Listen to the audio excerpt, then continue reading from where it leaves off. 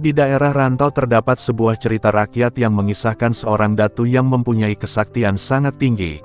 Hanya dengan menghentakkan kaki ke tanah maka orang-orang yang ada di sekelilingnya akan jatuh tersungkur ke tanah. Datu tersebut bernama Datu Niang Talib. Konon beliau masih hidup dan menjadi penguasa alam gaib di daerah Pulau Kadap arah ke Sungai Puting.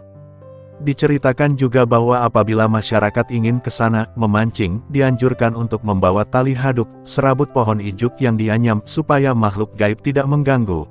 Hal ini didasarkan pada cerita masyarakat bahwa tali haduk sebagai tanda orang tersebut adalah kerabat dari Datu Niang Talib.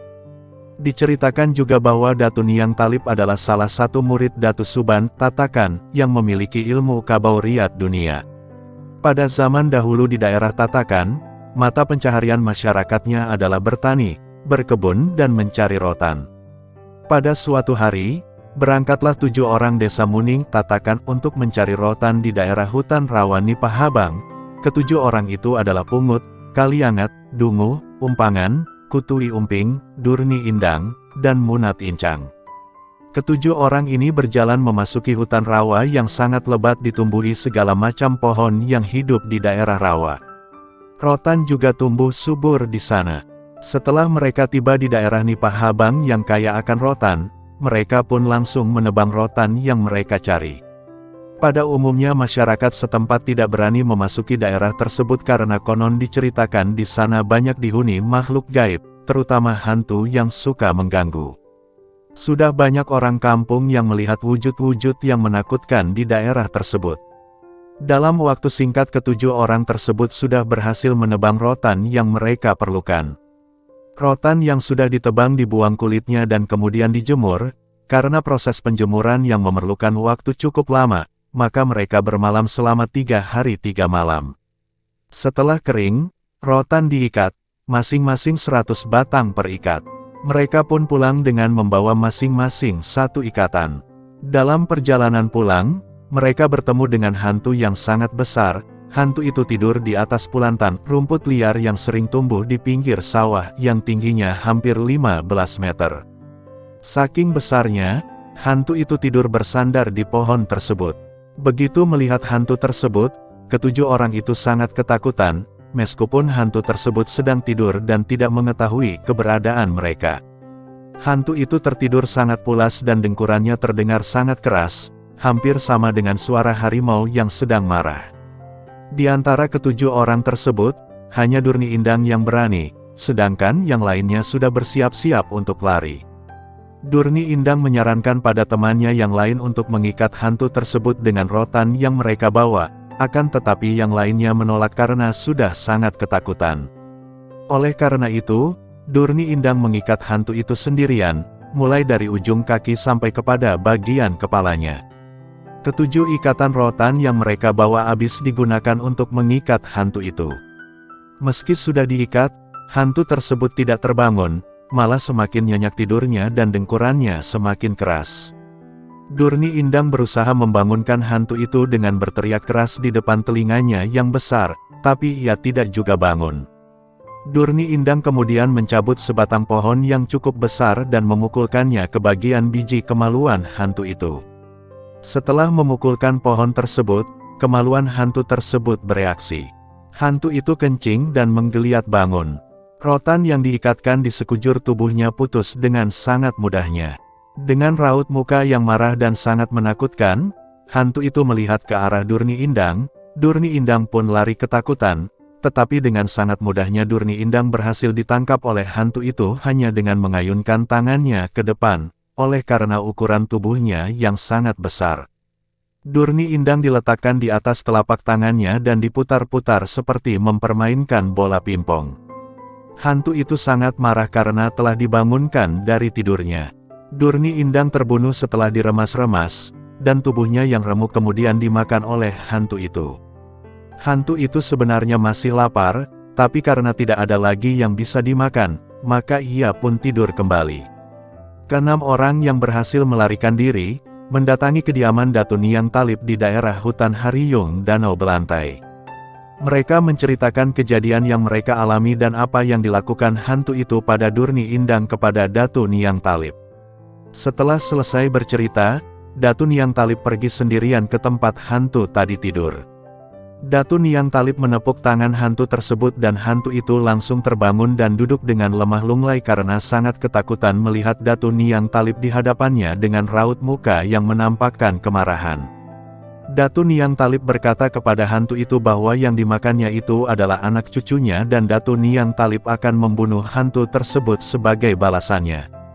Hantu tersebut meminta ampunan dari Datu Niang Talib, tetapi Datu Niang Talib tetap marah dan tetap berniat untuk membunuh hantu tersebut. Hantu itu mengajukan permintaan terakhirnya, ia ingin menjadi saudara angkat Datu Niang Talib. Makhluk gaib tersebut beralasan bahwa ia bukan hantu, sedangkan mukanya yang menyeramkan dan tubuh yang besar tersebut hanya merupakan baju yang dipakainya. Ia hanya sebagai penjaga daerah itu dari gangguan orang luar. Makhluk gaib itu kemudian melepaskan pakaiannya dan ternyata di balik pakaian itu, hantu tersebut adalah pemuda yang sangat tampan, gagah dan berwajah simpatik. Sebagai tanda persaudaraan, pemuda tersebut berjanji akan mengawinkan Datu Niang Talib dengan adik perempuannya yang sangat cantik dan memiliki kulit putih kekuning-kuningan karena belum pernah terkena sinar matahari. Datu Niang Talib ternyata juga termasuk laki-laki mata keranjang sehingga ia pun akhirnya sangat tertarik dengan janji yang diberikan pemuda tersebut, marahnya pun kemudian mereda. Datu Niang Talib kemudian dibawa oleh pemuda tadi ke rumahnya untuk melihat adik perempuan yang diceritakannya. Setelah berjalan cukup lama, maka sampailah mereka ke kampung pemuda tersebut. Ternyata kampung itu adalah sebuah kerajaan megah. Datu Niang Talib diperkenalkan dengan adiknya yang cantik dan tanpa berpikir terlalu lama, Datu Niang Talib menikahi adik dari pemuda itu. Setelah 10 hari kepergian Datu Niang Talib, orang kampung Muning geger karena ia belum kembali, terlebih-lebih istri dan anaknya yang gelisah karena takut terjadi sesuatu yang buruk dengan suaminya. Istrinya tersebut kemudian melaporkan kejadian ini pada Datu Murkat. Datu Murkat adalah seorang tertua dan dituakan di kampung Muning. Ia sangat dihormati oleh masyarakat kampung Muning karena kebaikan dan wibawanya, serta kesaktiannya yang sangat tinggi. Ia merasa ikut bertanggung jawab atas apa yang telah menimpa keluarga Datu Niang Talib.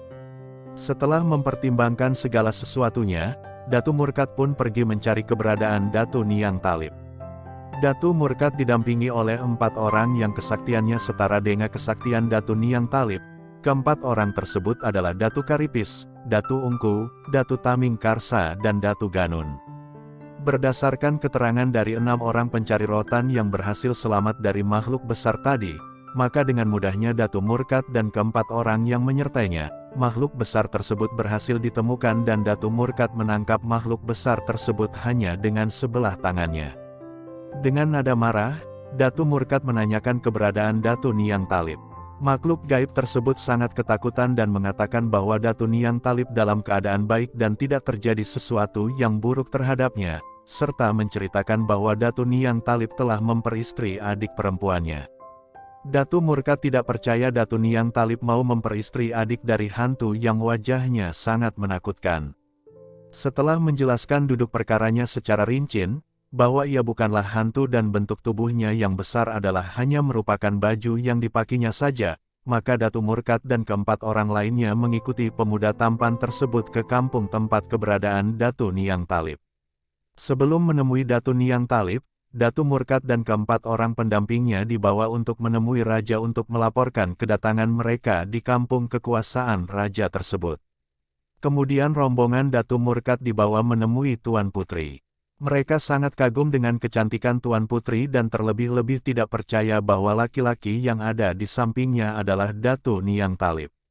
Datu Niang Talib meminta maaf kepada Datu Murkat karena telah merepotkan dan tidak memberitahu bahwa ia telah tinggal menetap di sana. Setelah menjelaskan secara panjang lebar, Datu Murkat dapat mengerti. Rombongan Datu Niang Talib dijamu makanan dan minuman oleh Tuan Putri dan Datu Niang Talib di kerajaannya. Mereka berbicara dan bergurau dalam jamuan tersebut. Setelah hari menjelang sore, rombongan Datu Murkat minta pamit pulang. Istri muda Datu Niang Talib menganjurkan agar mereka bermalam di kerajaannya. Tetapi Datu Murkat beralasan bahwa mereka takut disangka mengalami hal yang buruk akan mereka oleh orang-orang kampung Muning apabila bermalam di sana.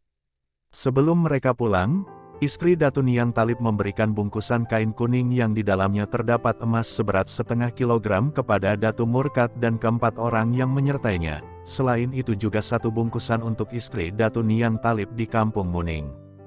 Datu Niang Talib berpesan kepada rombongan Datu Murkad, bahwa apabila nanti anak cucu mereka memasuki kawasan hutan di sekitar kerajaan itu, mereka harus membawa tali haduk karena penjaga kawasan hutan di daerah itu sudah diberi pesan bahwa yang membawa tali haduk adalah anak cucu Datu Niang Talib. Sambil membicarakan tentang Datu Niang Talib yang telah memiliki istri yang sangat cantik dan kerajaan yang megah, tidak terasa perjalanan rombongan Datu Murkad telah sampai di Kampung Muning. Mereka langsung menemui istri Datu Niang Talib dan menceritakan bahwa Datu Niang Talib telah menetap dan memperistri seorang perempuan di sana. Pada awalnya istri Datu Niang Talib tidak percaya dengan cerita itu, tapi begitu melihat bungkusan emas yang diberikan istri muda Datu Niang Talib di sana, maka ia pun merasa sedikit terhibur dan dengan pasrah menerima apa yang telah terjadi pada dirinya dan anak-anaknya.